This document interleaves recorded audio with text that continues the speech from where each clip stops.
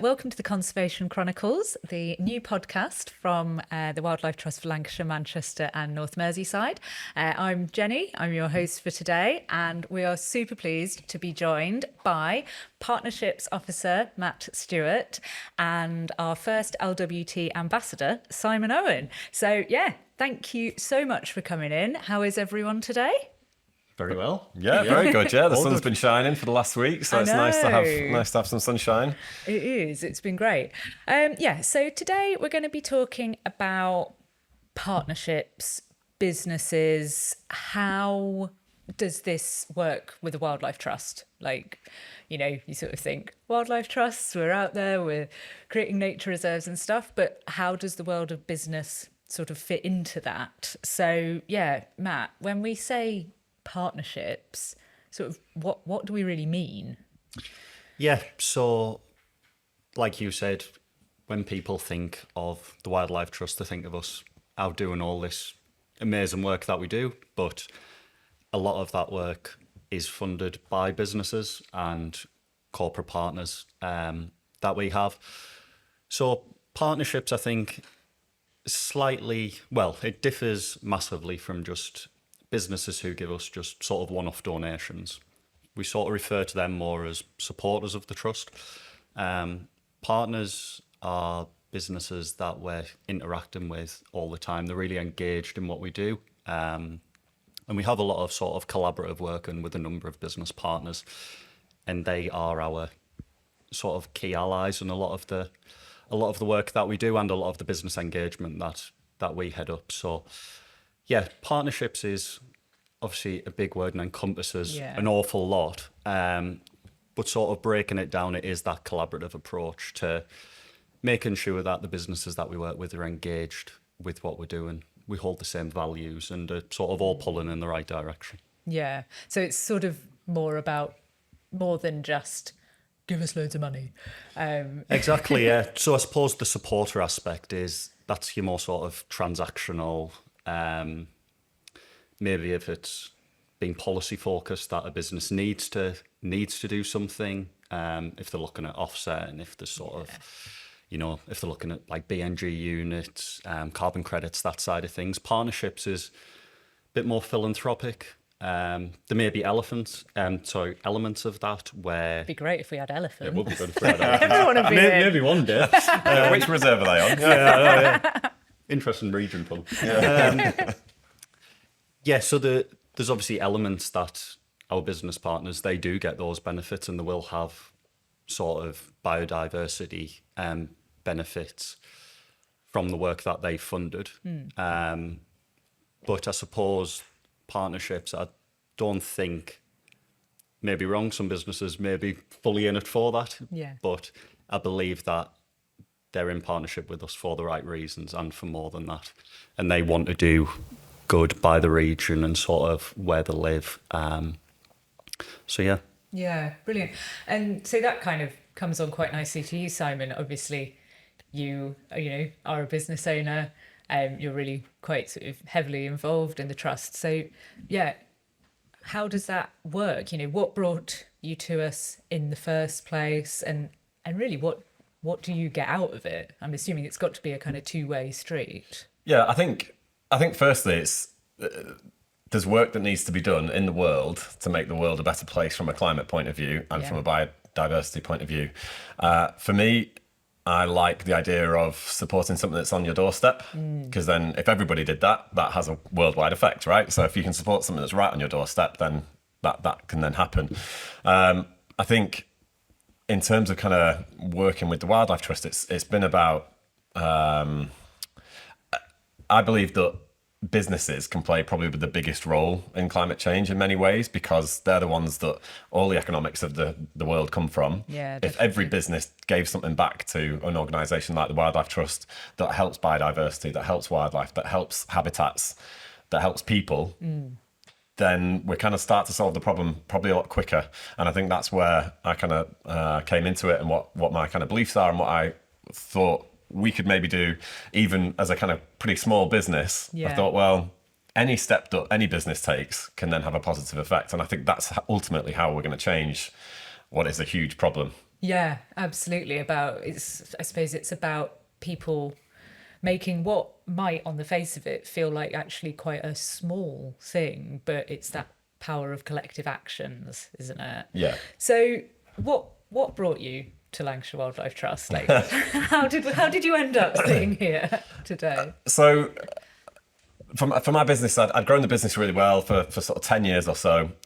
Started it in 2011, and when COVID came along, it pretty much wiped the business out, to be honest. So I had to press a bit of a reset button at that point. I'd always had an interest in wildlife, but I'd never ever talked about wildlife. I'd never said that I go out bird watching. I'd never said that I do these things in my, oh God, I hate to call my business a corporate world, but I'm like the least corporate person ever. I made sure my business was that way as well. But in terms of bringing it into the business, I never talked about it because we used to make we still do make really nice kind of cool adverts and promo films and things like that. And bringing my kind of secret bird nerd into that just the two worlds didn't cross. But as we came out of COVID, I really wanted to give something back. And there seemed to be this new movement during COVID of everybody going out for walks and suddenly having this appreciation of, oh my God, there's this green space down the road that I didn't know was there. And they're going out for walks because that was all we could do. And then everybody had this kind of newfound love of nature and wildlife. It's a shame it doesn't feel like that's continued. But in that moment, there was definitely a kind of push towards that. And I suddenly kind of had one of those sort of epiphany moments, like, hang on, why do I not do something that gives back to wildlife and helps support wildlife and habitats and biodiversity and things like that? And I reached out to be quite honest, I reached out to lots of different charities, and some had come back and they were up in Scotland, and it was sort of more nationwide. I think my original idea was plant a tree for every video that we make.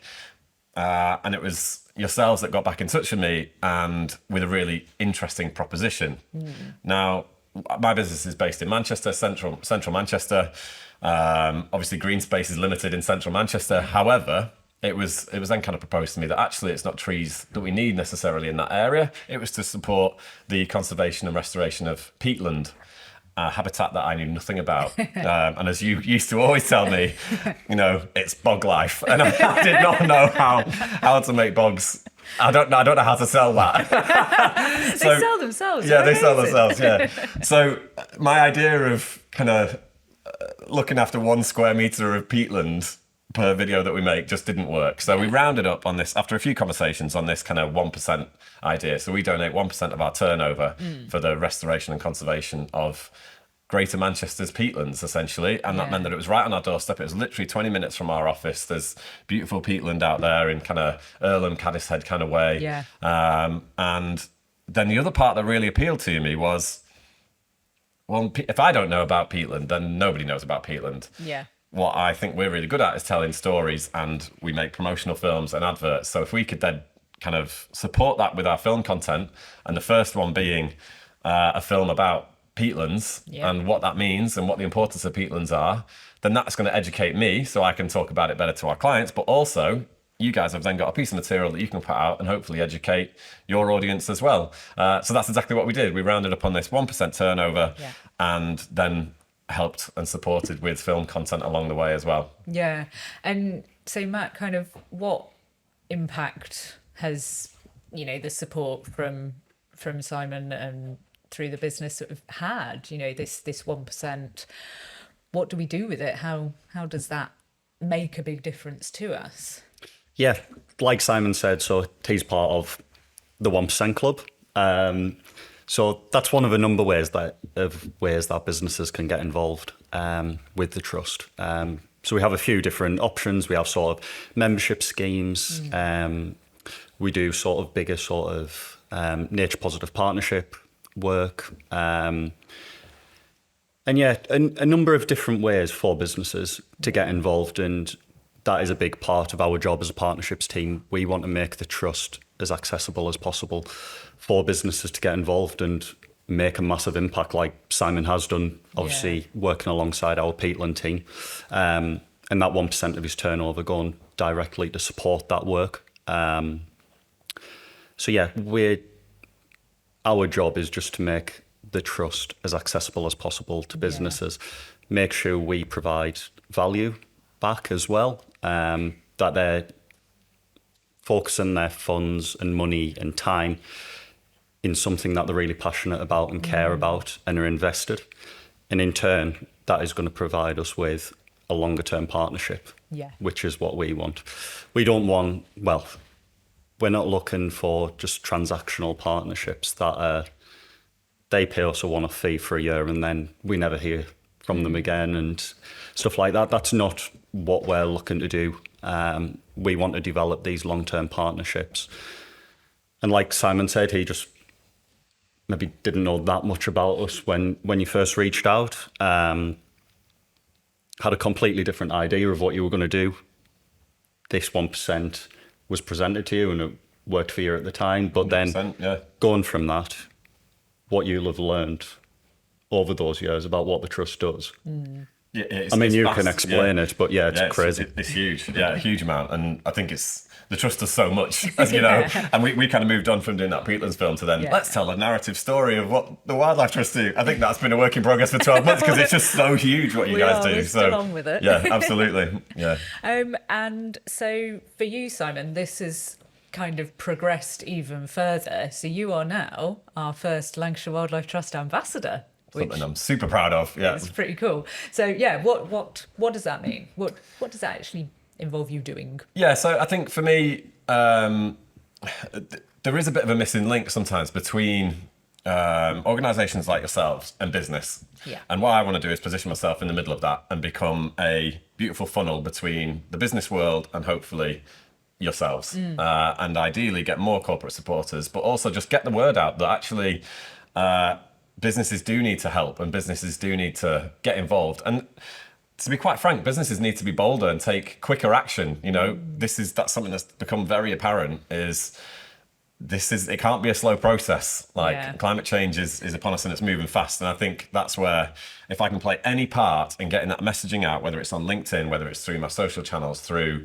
the films that we make, whatever it is, it's just putting it on the map and saying, hey guys, everyone that owns a business or everyone that runs a business, or even if you work within a business, have a conversation upwards and say, could we do this initiative? Could we do carbon literacy training? Whatever it is, you know, that's what needs to happen. Yeah. I think from our point of view as well, having Simon, the biggest benefit to us is coming from someone who owns a business and has seen the benefits to a business of having a partnership with ourselves. That's so much more impactful than me or colleagues going, we know the brilliant work that goes on in the trust and we shout about it all the time. But to come from somebody outside of the trust and to be able to tell us those sort of tangible things that have sort of the tangible impact that a partnership with the trust has had on your business is so powerful, and a story that we could tell as well, but it's not. It's just that impact, isn't it, of having someone from outside the trust saying, these are the benefits that I've seen in real life. Yeah, definitely. And what are some of those benefits? Because, obviously you really kind of made the point that we do want this to be a two-way thing. We want to get involved with businesses, we want them to get involved with us, but what have you got out of it? Because that's kind of great as well. Do you know what, a lot of it's been unexpected. I think if you're going to do something like this and you want to support a charity or an organisation like this, I certainly didn't go into it with what I'm going to get out of it. I went into it because I wanted to give back. Businesses are seen as people, as not people, but organisations where you make money and you make money and you make money and the people at the top take the money and that's, but I think for me, it was about, let's kind of like flatten that out a little bit. So for me, I just think first off, it wasn't about what I get from this. However, what I have learned are these amazing benefits that have come from it. I think firstly, and the biggest thing is because we were doing 1% turnover, it meant that every project we took on felt good. Okay. It had just this inherent feeling that no matter what we were doing, whatever the project was, we knew part of that money, part of that those sales are going to go to help something that's really important. So it's almost like a good for the soul kind of feeling, if you like. So I think that for me was the first benefit that I was like, oh, that's a nice feeling now that we're doing something and we know that everything feels good and we're giving back on everything that we do. But the second one, which really took me by surprise, but has been one of the biggest benefits is recruitment. So Okay. when we're advertising for a role, getting really good people these days is not easy. They're out there, but actually attracting them to your business when you're a small business and you maybe can't offer huge salaries or whatever, that's the bit that then sets you apart. And I think what I noticed massively is in all the interviews I've done, 20, 30, 40 plus, whatever it is, almost every single person has said, oh, I saw on the website, I love what you're doing with the Wildlife Trust, or I love that you're doing something for the environment or doing something to give back. And that was a benefit I never saw coming, but it's an absolute huge benefit of the partnership that we've got with yourselves. And I think the reason that people pick up on it is because you're seen as kind. You know, I've got this phrase that I sometimes go to, which kindness can be a competitive advantage. And if it comes in at that level, even just to recruit staff, that's amazing because it's a tough thing to do. Yeah. And I think if staff come in and see that you're doing something that is kind, they may feel like they might be treated in that way as well. Because I don't think it is just about what you do as a business in terms of supporting a charity. You then can run your business in that way as well and treat people fairly and in a kind way. So those two things are definitely the biggest benefits. But then behind that, it's actually meeting the team on the ground and the people that work for Lancashire Wildlife Trust. They're so passionate. Everybody's been so lovely that I've met along the way. I have to say that everyone's just absolutely wonderful. But it's the passion that you guys run, you know, difficult jobs and you do difficult things, and whether it's communication or whether it's actually on the ground, it's all difficult work, but you run it with such passion and seem to do it with such joy, certainly that I see. And that's been just a lovely benefit to come out the back of it. And I've made friends within the organisation as well, which is even better. So, yeah. Yeah. I mean, that's great. It's really lovely to hear that you are getting some really nice things out as well. But as with all things, nothing's ever 100% brilliant and shiny and wonderful. Like, Matt, what are some of the challenges that you're facing? Yeah, we do have challenges. Obviously, the Wildlife Trust, we are a member organisation as well, so that is something that we always take into account. When we're partnering with businesses, we have quite a rigorous due diligence process that we go through. To make sure, like I was saying before, that businesses, their sort of values and goals and reasoning for coming to us and wanting to work with us are the right ones and align with our values within the trust. So that is at the forefront of, before we start a conversation with a business, we'll go through that process. And that's a lot of work, and I set that up. assume. It is a lot of work, yeah. It can be a lot of digging. It's pretty interesting, some of the things you find out that some companies have done. Crikey. Yeah. But a lot do very good work. There's some that we don't work with for quite good reasons. But all of the ones that we do work with are brilliant. And, you know, we have so many that are invested in different parts of the trust. Like Simon was saying, there's so much work that goes on across the trust. It's not sort of all just out on reserves. Everything's obviously linked back to wildlife, but we have an education team. We have, you know, a lot of businesses want to be involved with sort of young people and how they can help them get into green careers and stuff like that.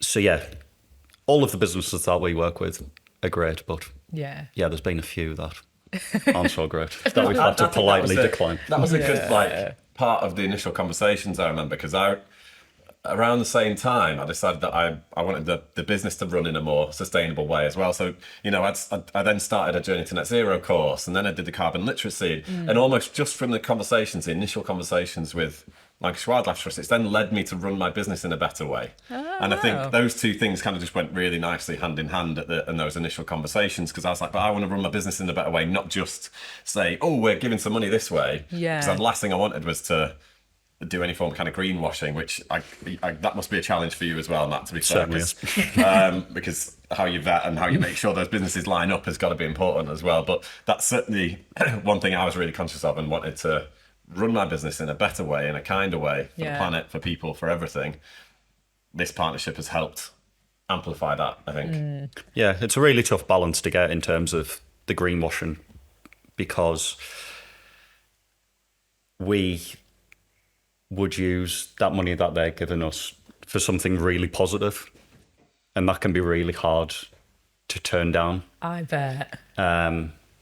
In terms of, it can be very large sums of money, and you think, wow, the impact that could make in our local region. And if you went to, one of our reserve officers with this pot of money, they'd be ecstatic and have a million ideas of what they're going to do. Getting that balance between, yes, that would be fantastic for the trust and the work that we do, but the other side of it, the greenwashing side, it's just something that is a tough balance to get at times. I think we've got a pretty good process in place, and just through experience of people in the trust, of dealing with businesses and sort of how things look, we kind of know who we want to work with and who we don't. But yeah, always a challenge, and probably more so now than ever with policies and politics and probably state of the world at the moment as well, in terms of getting cash from anyone's difficult these days. That was what I was going to sort of say. Obviously, we're in a fairly difficult sort of political climate. Are you seeing issues with there being less kind of money around? Businesses are finding it more difficult to engage. Yeah, there's definitely challenges. There's been a lot of policy changes as well, which I think businesses, even if a new policy comes in, I think they've got a bit of an attitude of, it'll probably have changed in a year, so we don't have to worry about it, which is obviously challenging to get them engaged. And the process from a business reaching out to us to sort of going through options with them and getting funds and a project that they're interested and invested in can be quite a lengthy process. And has the climate changed in that period of time? So yeah, a lot of challenges, but there is still a lot of businesses out there who are being successful and want to invest in what we're doing. But it is more challenging to find those. But so you've been approached by a business, they've made it through the vetting process. What's next? Like, what are there different options for people to kind of get involved and help support the Wildlife Trust? Yeah, there's a lot of different options. So I would say sort of Simon's experience when he first inquired was probably quite a typical one. The first couple of conversations can be a bit of an educational process, giving an overview of the trust, sort of different ways that you can get involved, whether that's membership schemes. A lot of businesses want to come out on site with us and sort of get their hands dirty. So we call it a Welly Workout Programme. So that's our employee volunteering days that we organise for businesses. That's a really good first step to getting involved with the trust. That gets them out on a site. They can actually see what we do on a day-to-day basis, get their hands dirty, and that is I'm not just saying this, but all the feedback that I have is very positive. They are great. Yeah. I've done a couple of Welly workout days and they're so fun. Yeah, so much fun. And I think a lot of the businesses that we work with are sort of office-based. So people having the opportunity to get out the office, get their hands dirty, they love it.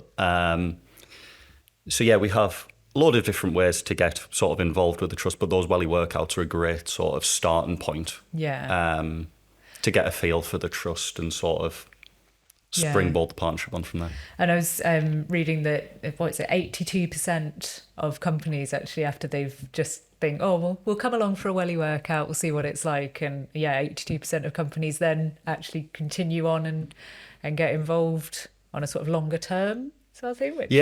It's incredible. A lot of the time what we'll find is the reserve that they've sort of spent the day at, they can become attached to that, which is brilliant. Because they've physically done some work on it, they then want to invest in the next stage. I think it's because they don't want their hard work to go to waste, what they've spent that day doing. And then we'll get businesses who'll come to a reserve multiple times a year.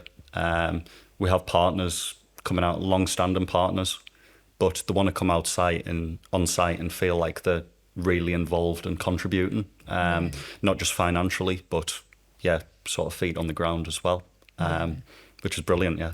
That's really nice. And yeah, like obviously that's great for businesses and for staff members who are coming out and getting to, get involved. But what about you two? Like, what gets you out of bed in the morning? Why do you do this? Like, no one's jobs are easy. So, why are we doing what we're doing all day? Yeah, I think for me, that sort of to fill in sort of maybe some blanks in my past and why this probably came about is I've always loved nature. I've always loved wildlife. I was obsessed with David Attenborough's programs and things like that. And then my dad used to bird watch, and I always used to go on walks with him and things like that. And I think you can very easily, when you get into business and into work, kind of forget all that stuff. Like what you were just saying there, I think is really important. That a lot of people, work in offices. But actually, humans are made to be in nature. Like we're made to touch leaves and trees and whatever it is and be involved and see beautiful sunrises, sunsets, beautiful wildlife, whatever it is. And I think if you can show people that, then that's what is going to make them want to support it. So I think I'm not surprised that that's what happens when you take people out. So I think for me, I've always had that love of nature, and I think now my business does something where it supports the Wildlife Trust.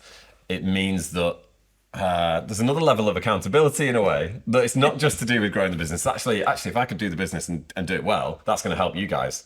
And then becoming an ambassador is something I'm super proud of, and is almost a dream come true, I have to say. So when that was offered a year or so ago, or 18 months ago, that meant that I really had something to stand for behind it, and a bit of like meat on the bones in terms of me not just saying, guys, we need to step up and do something for nature. It's actually like, now I've got a reason and a title behind it to make that happen. So for me, why do I get up in the morning? It's to do with there's a problem in the world, and this is something that we can do to solve it. And everybody needs to take action, whatever it is, however big or small. And I think that's the thing. We're all going to get things wrong, and it doesn't have to be the biggest thing in the world, but everybody needs to take some form of action. And that's really what kind of gets me up in the morning. And, if I can spend a day in nature and come and visit one of your sites, that makes that day even better. I can say that.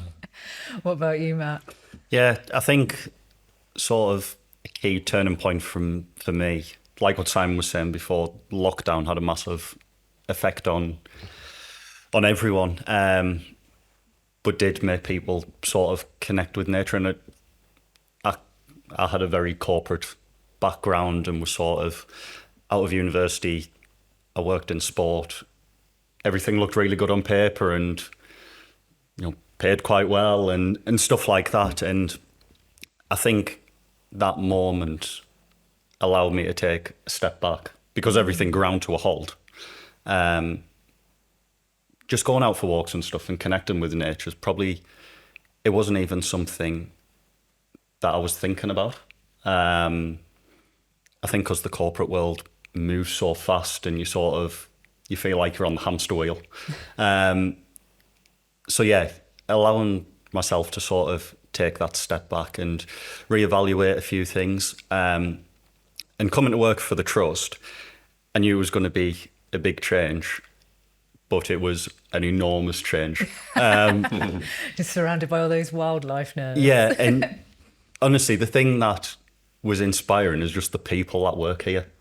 Everybody loves the job and they're so passionate about what they do. It's come from somewhere where, yeah, people kind of enjoyed it, but you were there for the pay packet, which, needs to be done. But coming to the Trust, people would genuinely do the jobs for free. I believe in that. Not that we want to. Yeah. But I think that's inspiring. It's truly inspiring. Because every time I meet up with you guys, it's A, I walk away with a smile on my face, and B, I'm inspired to want to do more. I think that's the thing now I'm involved, and especially with the ambassador role, I just want to do more and more and more and more. And sometimes I don't know what to do, but I'm like, I want to do more. What can I do? And I think that's where, you are right. It's just that it is inspirational, and everyone in the Trust that I've met is so passionate. It's amazing organisation. I suppose from my day-to-day job as well, sort of bringing those businesses to the trust and engaging them, and then the funds. The best part is once they've decided they wanted to do something, go on to reserve officers who are going to be carrying out the work, and like, just the faces light up and like, I can't believe we've got all this cash now. They really love your email. Yeah, they love it, which just makes you want more because, the work that they do is unbelievable. Yeah. I'm pretty sure that if pay worked based on enjoyment, passion, and inspiration, or whatever you want to call it, you guys would be the top earners in the world. Absolutely. That would be amazing. Wouldn't Do it you think we just, can sort that out? Yeah. You get paid based on the dopamine hit you get at work every day. Yeah. That would be great. Wouldn't it? I think feel like we need to approach the CEO about Yeah, this. someone's got to do that. Yeah. So what about kind of bringing it right back to what we do all day? Like, what are some of your favourite like nature moments, wildlife experiences? Gosh. Well, I do wildlife photography and filmmaking as a hobby as well. So I've got lots because I immerse myself in those kind of situations. But I'm going to use one that was really recent. So when we made a film for yourselves about the West Pennine Moors, Oh, I love that. and film. myself and my amazing camera director of photography, camera guy, Reese, we're up getting some scenics up on the West Pennine Moors, and it was a beautiful sunset. And we stood up on top of this hill. We'd both been going through a bit of a tough time, actually, Reese and I. And I looked down and I was like, there's a barn owl down there, and it just flew across the field. And a barn owls are just a sort of ethereal, ghostly creature that are absolutely magical. And we saw it fly around, and no joke, we were both jumping up and down. Reese isn't like massively into wildlife and birds or anything like that. I am more so. And we were just jumping up and down, and like we ended up hugging each other and just like, oh my God, that was amazing, like how awesome. And then it flew right round and then flew right over the top of all the cotton grass. And it was just the most beautiful sight as the sun was setting. And that then led on, so that was an amazing experience in itself, but that led on to me thinking, well, I need to go and get a really good photo of this barn owl. So this year, the last kind of 6 months or so, I've been kind of following, but not in like a weird stalkery way, this barn owl, and ended up finding the barn where it was then nesting. Barn owls have had a chronic year this year, like one of the worst on record, I think. But I was lucky enough to find this one that was obviously being successful. It kept just bringing voles back to the barn. And about 3 weeks ago, I was there at the barn. I spent hours and hours there, and these 3 little heads popped out of the barn, and it was obviously the fledglings, the chicks of this barn owl, and one of them flew out and took the risk and fledged for the first time. And I was with a friend of mine, Mike Phelps, and we were both just blown away. It was super late, so I've got some really horrible grainy footage of it happening. So I didn't get like the best shots of it, but we weren't bothered about that. Yeah. We got to see these barn owls fledge on a year when they've had a really terrible time. And that was just completely magical to have followed their journey almost from that moment on top of the hill, just, filming that for the documentary for yourselves, to then witnessing a successful breeding in the northwest, not far, Yeah. half an hour from where I live. It was incredible. Just feels amazing. like such a privilege. I think, Isn't it? well, I think any experience where you get to witness nature doing what it does just naturally on a day-to-day basis is always a privilege. Yeah. Because it actually, for humans to see it, is often very, very rare unless you put the hours in or you just get that random chance encounter. Yeah. Every time I see anything like that, I count as a total privilege. I just think it's amazing. So that was really special. One that I had technically done the work and research on, but and got to be there at the right time. But to actually see it was Yeah. just amazing. Oh, absolutely. And obviously, Matt, you come from a more corporate sort of background, and then you sort of wound up here with us. And yeah, what have you really loved about your time with the Trust so far? Yeah, so I'm from the northeast originally, if you can tell by the accent. Although friends at home, so I'm losing it a bit. So Oh, no, you maybe gotta need keep to it. You know. need to revisit it a bit. As long as it's not fully gone.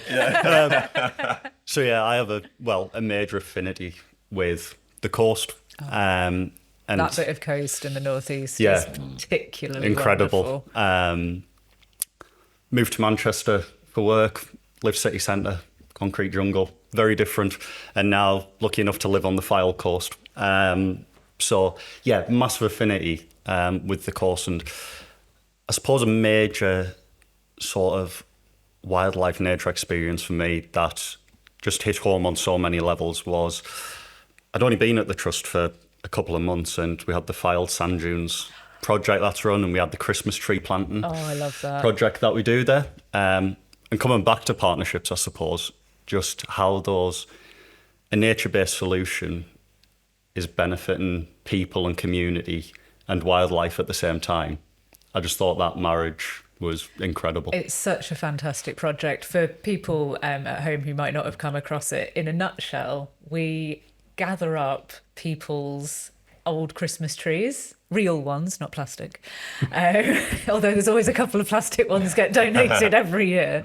And they are essentially planted, in inverted commas, buried into the beach along the Fylde coast, that they then collect windblown sand and form new sand dunes. And over the last 10 years or so of us doing the project, there's like 90 metres more sand dunes than there was, and like the trees sort of disappear within about 6 months. It's absolutely brilliant. But we have this, it's normally about 2 or 3 days where just loads of businesses and volunteers and organisations all come down, and everyone just basically like works really hard but also completely blisses out whilst burying Christmas trees into a beach, which seems really odd, but it's absolutely brilliant.